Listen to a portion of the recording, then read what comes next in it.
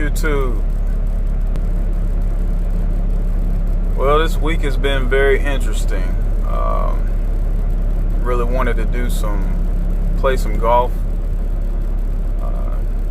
The one day we called around to try and get tee times, and it was all filled up.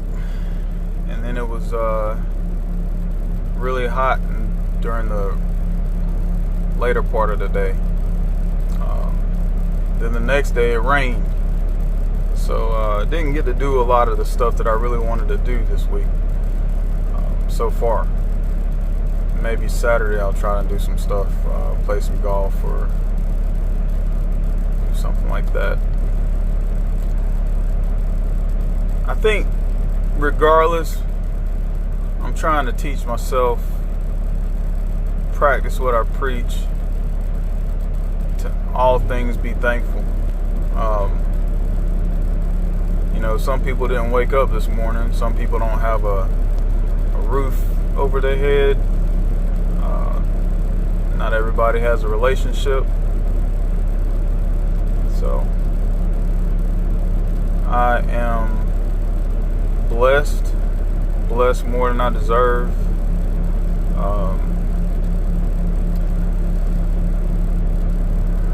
The things that I like to do in my free time is the golf and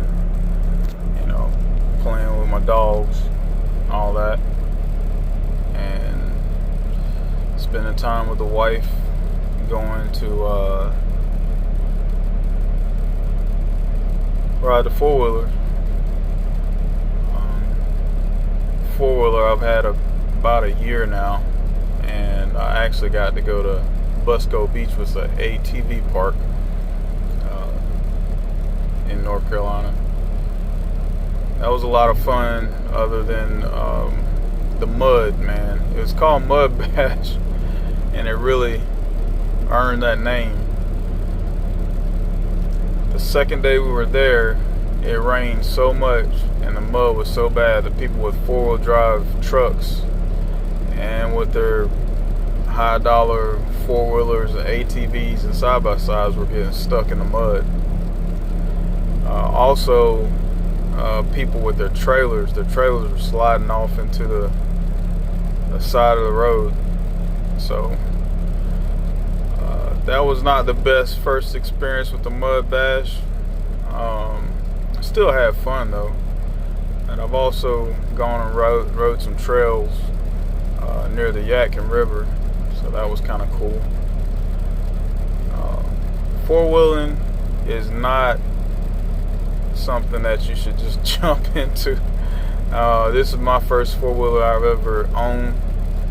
I used to ride motorcycles, but this is nothing like that.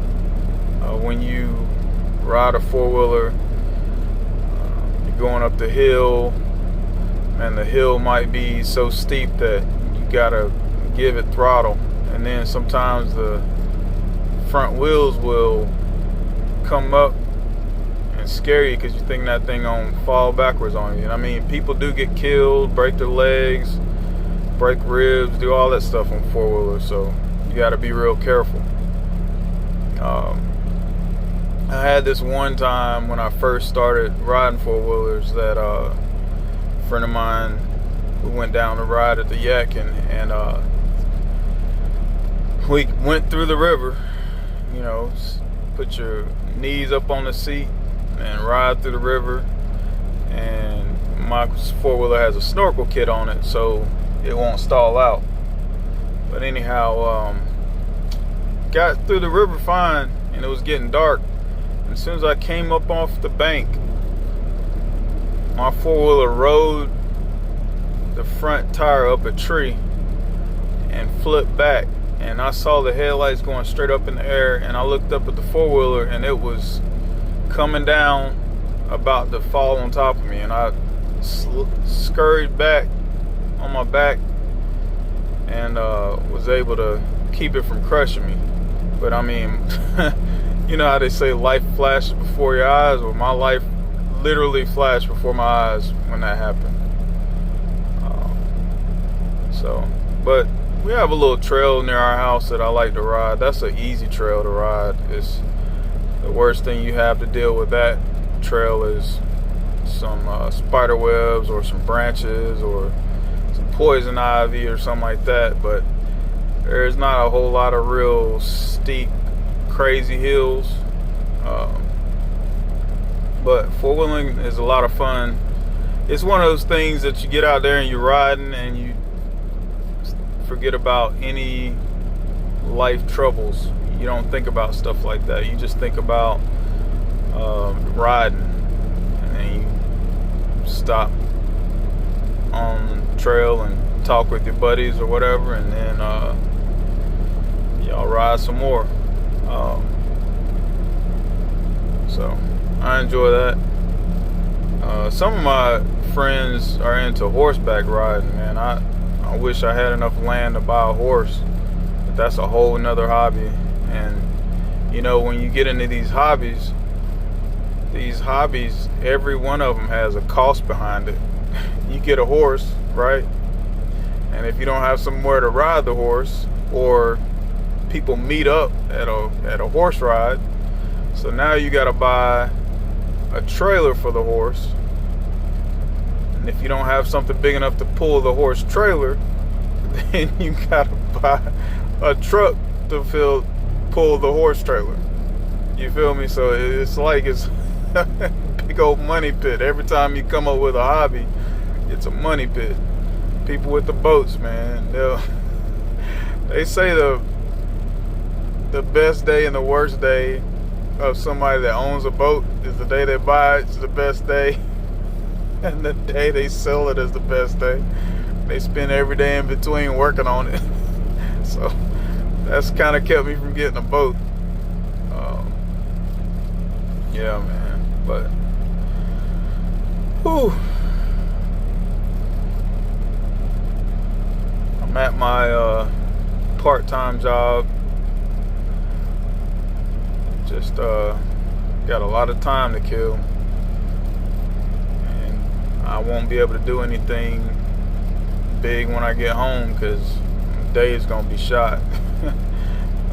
You know, things always happen when you're not thinking about it. When you're not thinking that you're gonna work a 10-hour day, and then the unfortunate happens or whatever. If I were anybody that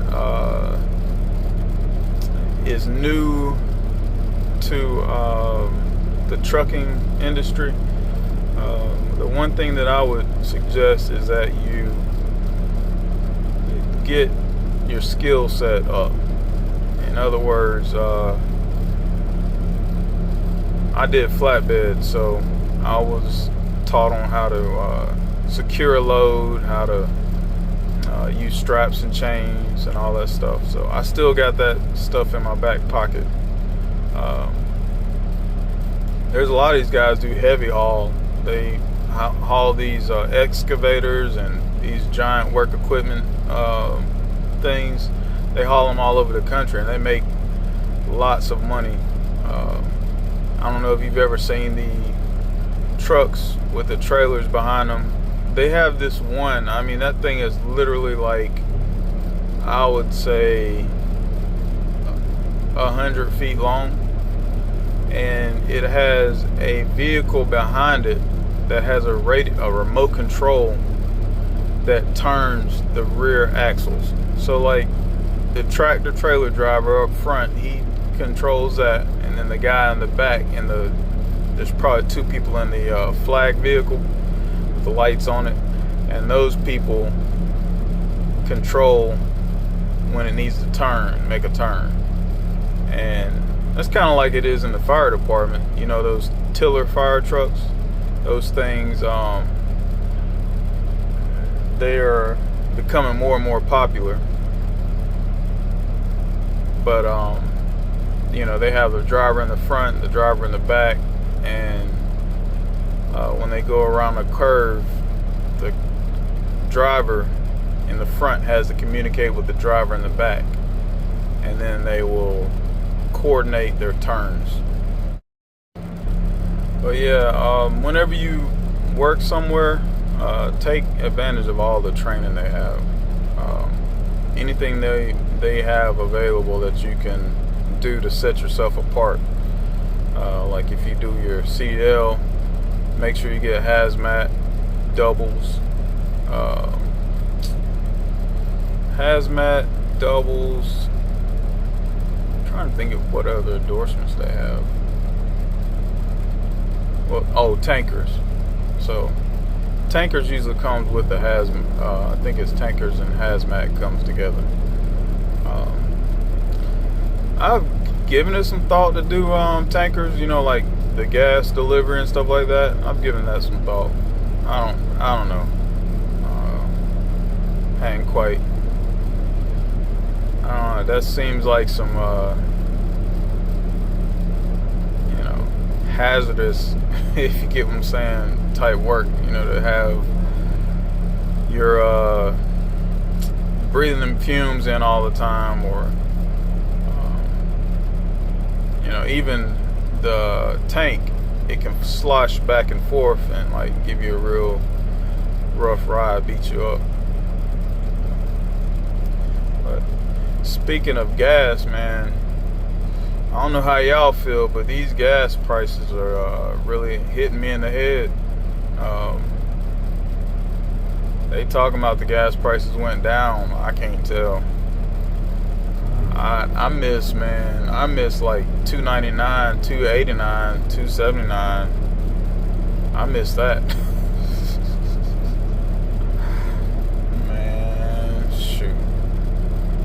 Ain't no way I want to pay for just regular gas, $3.60. Nah, man. Nah. And I'll be honest, I'm one of them people that likes to ride down the E. And I'll be like, oh, the light came on. And then I'll go put some gas in. That's one of my flaws, but man, I think just to keep me from being hurt so bad, I just put in $30 every time. Man, something else. One thing I'm thinking about doing in my next bit of free time, I bought some cedar pickets. I'm gonna cut them, and I'm going to make some raised garden beds, planters. I'm gonna do that, and I haven't decided yet. I'm trying to figure out. It depends on how they come out. I may sell them, and then have prototypes, and then make some more for myself. But I might list them for sale and see how they go on like Facebook Marketplace or something. So that's my next little project. I'm working on I have what's called a cowboy pool. It's basically just about 3 feet of water. You can like sit in, kind of like a hot tub. I got a pool pump on it, and it basically keeps the water clean. And then I built a little deck around it, so trying to get that together. And yard is pretty cool. I got some LED lights back there. I built a fire pit. It's pretty cool. It's pretty cool, I think, man, wherever you live, you should make it feel like home. It should be like your getaway. Feel like, what I mean? Feel like feel good when you go there. You should love where you live. And I guess work together, man, to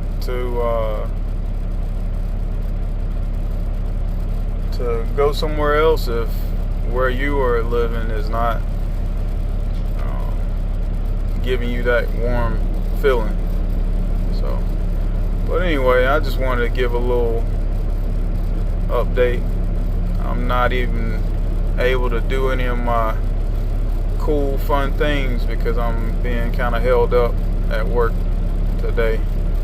And then the weather hasn't cooperated the beginning of the week. but it's all good.